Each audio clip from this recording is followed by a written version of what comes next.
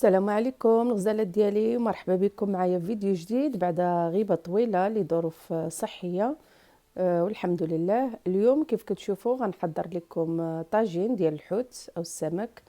غادي نحضروا بالطريقه ديالي الخاصه اللي كيتحضر بسرعه وكيجي لذيذ، ومنظر ديالو كيشهي كيف كتشوفوا. نقولوا بسم الله. نبداو بالمقادير. غادي نحتاجو هنايا الحوت. بالنسبه للحوت على حسب اللي عندكم موجود في الدار. كنحتاجو كذلك البطاطا والفلفله حاره، شويه د الليمون مرقد، ومطيشه صغيره، وكذلك عرش ديال المعدنوس. وغادي نحتاج كذلك القزبر اللي غادي نقطعو طريفات صغارين باش نعملو به تشرميله. اللي غادي نحتاجو له 5 ديال الفصوص ديال الثوم، معلقه الكمون، معلقه الملحه، وشويه ديال السودانيه صافي. وغادي نطحنوا العناصر باش نعدلوا تشرميله ديال الحوت. بالنسبه للفلفله حمراء ولا البابريكا كتبقى اختياريه، انا هنايا استغنيت عليها، ما غاديش نضيفها في الطاجين ديالي، وانتم تقدروا تزيدوها مع التوابل. كنستمر في تقطاع ديال القزبر حتى كنقطعو كامل بطريقه متساويه، ويكون مقطع رقيق باش حتى ملي كنعملو في الماكينه ديال اللي كطحن لي تشرميله كيكون الشغل كيكون ساهل. صافي هنايا غادي نقي الثومه، نحيد القشور ديالها. وبالنسبه للثومه على حسب الذوق ديالكم. هنايا انا اكتفيت ب5 ديال الفصوص ديال الثوم، وانتم كيبقى لكم الاختيار تزيدوا ولا تنقصوا. من بعد غادي نزيد القزبر على الثومه،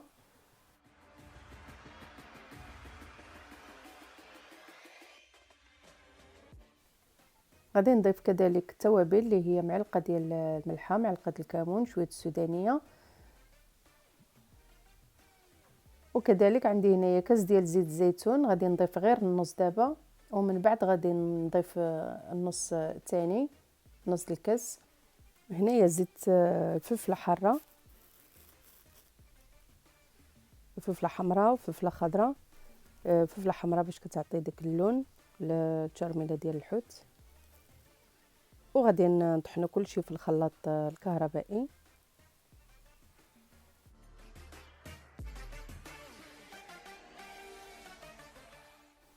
كيف كتشوفوا هذا هو القوام ديال التشرميله، كيجي على هذا الشكل هذا. وانا راه ما كنضيفش البابريكا، الفلفله الحمراء. كنفضل المكونات كاملين تكون محافظه على اللون ديالها.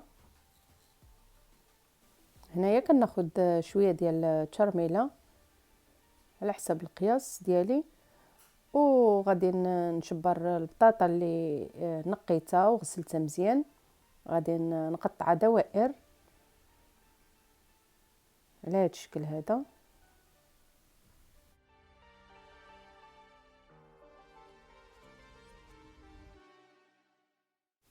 ونتبل البطاطا اللي قطعت دوائر بهذه الطريقه هذه تتشرب التوابل كامله.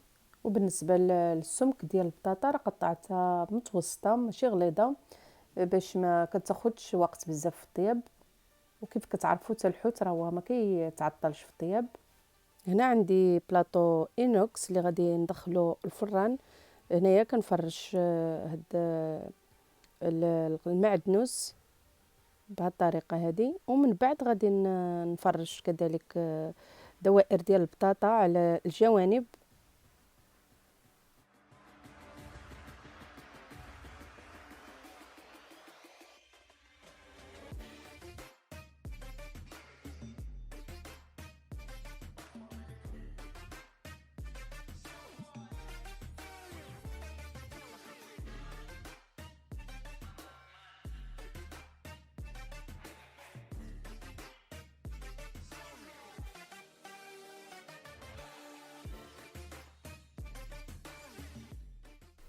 هنا عندي جوج حوتات كبارين منقيين مزيان ومغسولين.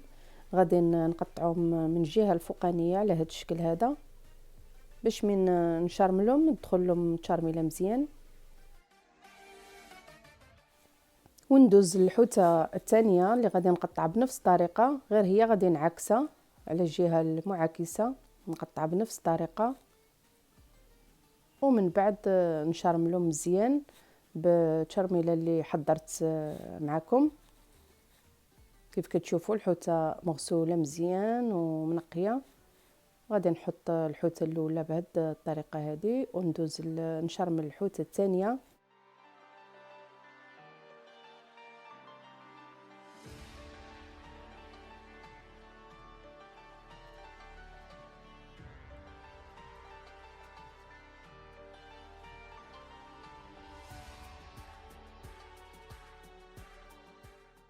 بالنسبه للمطيشه غادي نقطعها على جوج بهذه الطريقه هذه. غادي نحتفظ لها بالنباتات ديالها باش تعطي منظر مزيون في التقديم. وبالنسبه للجزء التحتاني ديال المطيشه غادي نزين به الحوتات مع الليمون مرقد والفلفله حاره.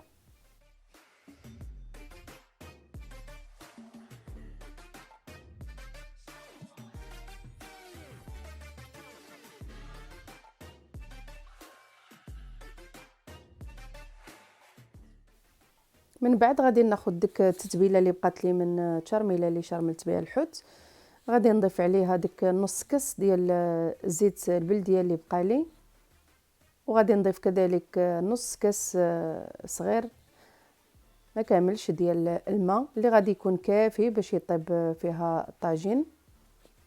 صافي غادي نضيف التتبيله من الفوق بهذه الطريقه هذه، واللي بقى غادي نحتفظ به نزيدو من بعد.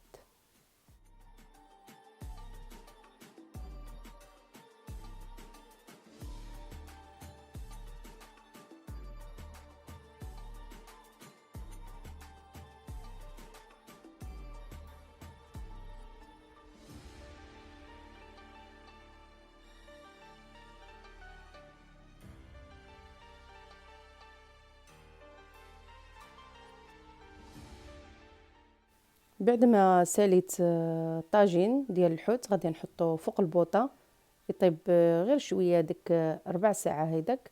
ومن بعد غادي يكمل الطياب ديالو في الفران على درجه حراره متوسطه.